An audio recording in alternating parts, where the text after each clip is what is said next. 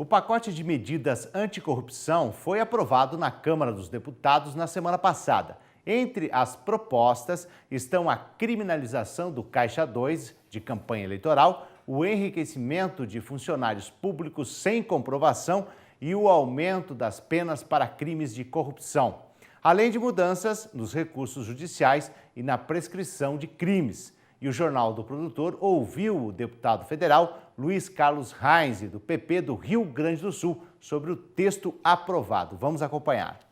Eu quero me dirigir aos telespectadores do Canal do Produtor, do sistema Senar e CNA, a respeito da votação que eu e mais 71 deputados da Frente Parlamentar da Agricultura tivemos na semana passada com relação à votação das medidas de combate à corrupção.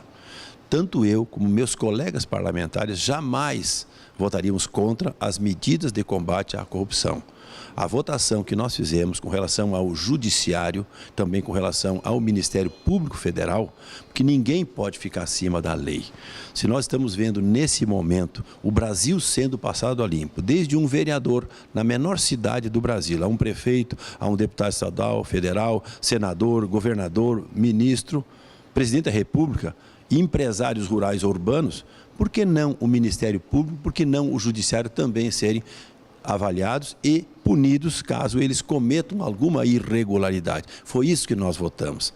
As medidas daquela emenda que o PDT apresentou, ela não inova em nada o que a Constituição brasileira já está dizendo. A Constituição já diz isso, que eles também podem ser fiscalizados, certo?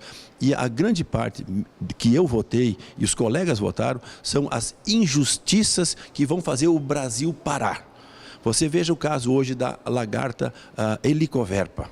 Você sabe que a Helicoverpa já era combatida com dimetoato, com metamidofos, com inseticidas que foram banidos já por uma ação de um grupo de ONGs ambientalistas e do Ministério Público aqui de Brasília, com ação contra o IBAMA e contra a Anvisa, né, e contra o Ministério da Agricultura.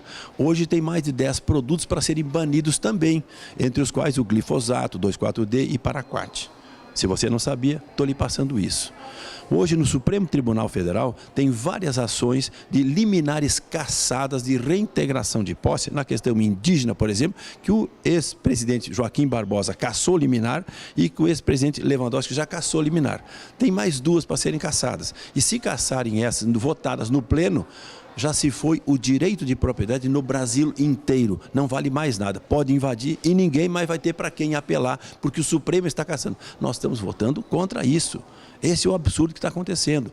Na questão indígena hoje, eu vejo no Rio Grande do Sul, mas eu sei em todo o Brasil, os abusos, os absurdos que acontecem com o Ministério Público Federal e além das ONGs, além do CIMI, além de outras coisas, mas o Ministério Público Federal, tal de Sexta Câmara, não respeitando o direito de propriedade. Então isso não vale nada. Assim são questões quilombolas, né? Nós temos hoje a questão ambiental. Veja o absurdo que é hoje em cima de muitas ações contra produtores. Depois que nós fizemos uma das leis mais ferrenhas do mundo. Não existe país que tenha a lei tão restritiva como é o Código Florestal Brasileiro. Nós votamos a lei. Agora, muitos procuradores estaduais ou federais não respeitam essa lei. Como nós temos o caso do Campo Nativo no Rio Grande do Sul, que eles interpretam totalmente diferente.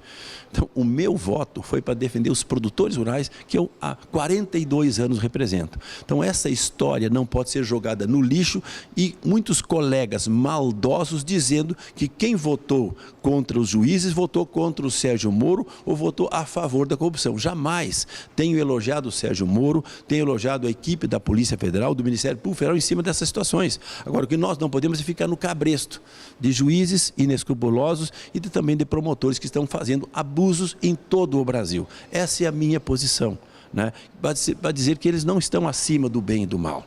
Nós temos agora, recentemente, a doutora Eliana Calmon, que foi corregedora do Conselho Nacional de Justiça, onde ela dizia sobre os salários dos juízes. Dos juízes federais, para vocês terem uma ideia, mais de 80% ganham super salários acima do teto da ministra Carmen Lúcia, que é 33, 34 mil reais. 76% dos juízes estaduais de todo o Brasil ganham acima do teto. E o que disse a juíza, aquela corregedora, a ministra Eliana Calmon? que salário acima do teto é corrupção. Então nós temos que ver essa situação nesse momento também. Então são N situações. Quer dizer, eu estou tranquilo com relação ao meu voto. Jamais contra a Lava Jato, jamais. Jamais contra Sérgio Moro, jamais. Nós temos que aplaudir, tenho aplaudido e falei milhares de vezes o nome dele, elogiando o trabalho dele, o trabalho do Ministério Público Federal e o trabalho decente também da Polícia Federal. Tem que ser reconhecido. Então é importante que a sociedade brasileira tenha noção do que nós estamos fazendo.